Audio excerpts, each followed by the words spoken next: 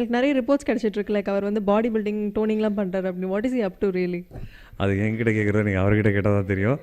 என்ன ஜீவா படம் பண்ணும்போதே அடிக்கடி ஆள் வருவாங்க ஸ்பாட்டில், இந்த எக்யூப்மெண்ட் வாங்கலாமா அந்த எக்யூப்மெண்ட் வாங்கலாமா இப்படிலாம் கேள்வி கேட்பார். என்ன நடக்குது இப்போ சமீபத்தில் வந்து கொஞ்ச நாள் கொஞ்சம் ஏதோ ஒரு வித்தியாசம் என்னென்ன பண்ணிகிட்ருக்கு, ஏதோ வித்தியாசம் தெரியுதா டெய்லி எக்ஸசைஸ் பண்ணிகிட்ருக்கு அப்படின்னா நல்லா இருக்குது டைட்டாக இருக்குது என்ன போயிட்டுருக்கு ஒன்றும் இல்லை சும்மா தான் அப்படின்றாரு. ஆனால் உண்மையான விஷயம் என்னன்னு எனக்கு என்ன தெரியல, நீங்கள் அவர்கிட்ட கேட்டு தெரிஞ்சுக்கோங்க. அதெல்லாம் கிடையாதுங்க. என் வீட்டில் கேட்டதில் நம்ம சிரிச்சிருவாங்க. காலையில் ஒரு 1.5 செடி கஞ்சி எடுத்துகிட்டு போய்கிட்டு இருக்கேன், நல்ல பச்சை மிளகாய் வறுத்து கருவாடை வறுத்து இவனாவது பாடி பில்டர் ஆகுது.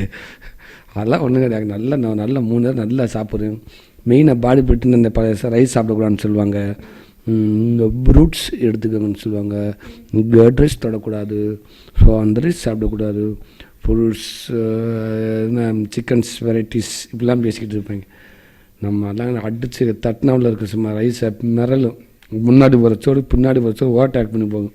நான் சரி ஓகே பிரியாணி ஆர்டர் பண்ணலாம், இல்லை ஏதாவது ஃப்ரைட் ரைஸ் ஆர்டர் பண்ணலாம், எனக்கு கிரில்டு ஃபிஷ் தான் வேணும்னுவார், சூப்பு தான் வேணும்னுவார். இல்லையா அவர் வந்து நீங்கள் கிரில்டு ஃபிஷ் மட்டும் தான் சாப்பிடுவீங்கலாம் சொன்னார்.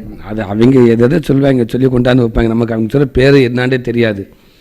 ஃபஸ்ட் இயர் கிரில்னு வாங்க, அப்புறம் முறவாசல்னு வாங்க, நிலக்கதைன்னு வாங்க, எதோ சொல்லி வாங்கிட்டு வருவாங்க. நமக்கு எதுவுமே தெரியும். என்ன வேணா அவங்க சாப்பிட்றப்ப நமக்கே வெரைட்டியாக இருக்கும். நம்ம எதாவது ஒன்று சொல்லாமல் தோணும், சாப்பிட்டு நல்லா தான் இருக்கான்னு அது பேர் நமக்கு தெரியாது.